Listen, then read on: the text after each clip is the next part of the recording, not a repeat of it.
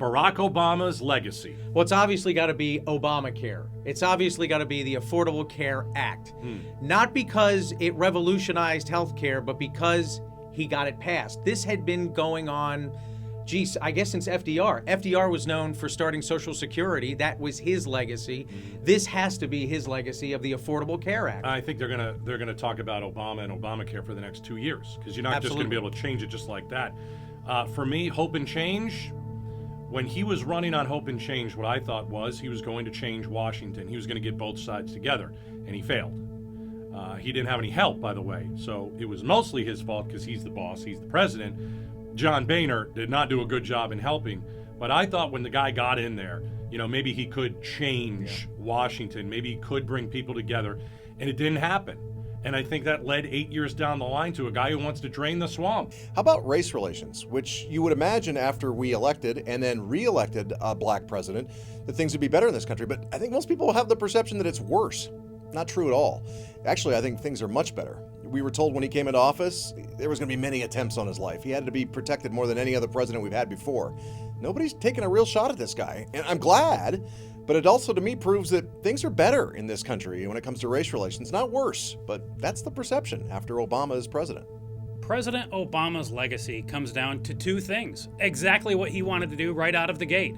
Hope and change.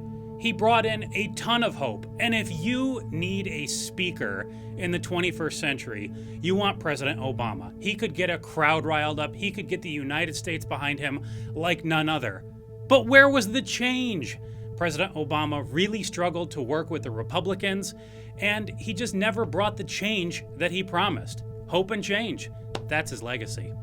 President Obama's legacy. Well, one of the major ones that, in my opinion, stood out during his last years in office was the passage of the executive action regarding immigration, dealing with undocumented immigrants, the Deferred Action for Childhood Arrivals program, known as DACA.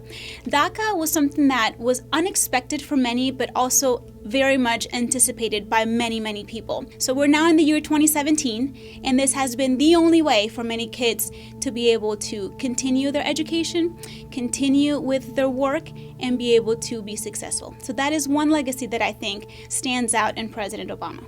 The Supreme Court and gay marriage becoming legal within the 8 years that he was president.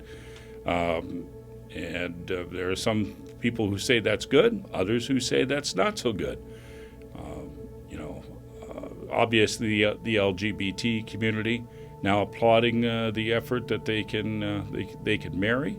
I think it's opportunity lost. I think that President Obama came into office and there was a lot of expectations that things would fundamentally change, maybe fundamentally change in Washington or fundamentally look at America, things like this.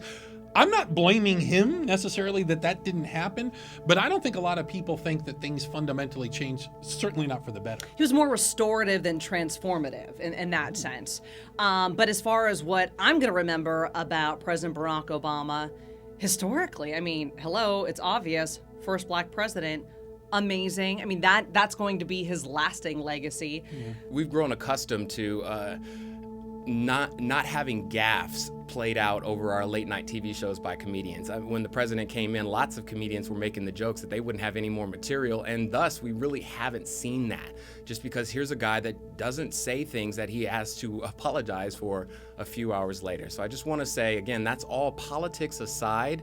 Obamacare, probably the biggest thing that Obama will be remembered for. It's given a lot of people coverage that didn't have it before, but it's probably the biggest issue on both sides of the aisle. Ultimately, I think you have to look at who's better off and who's worse off today versus 8 years ago.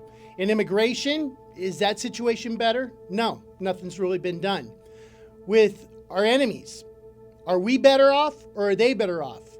Well, Libya is much worse off, but Al-Qaeda and ISIS are much better off in Libya. Same thing with Syria, they're much worse off, but ISIS has grown exponentially in Syria. Same thing in Iraq. As a country, it's much worse off, but ISIS is stronger. Russia is much stronger than they were 8 years ago. China is much stronger than they were 8 years ago. Are we necessarily stronger than we were 8 years ago? I don't think so.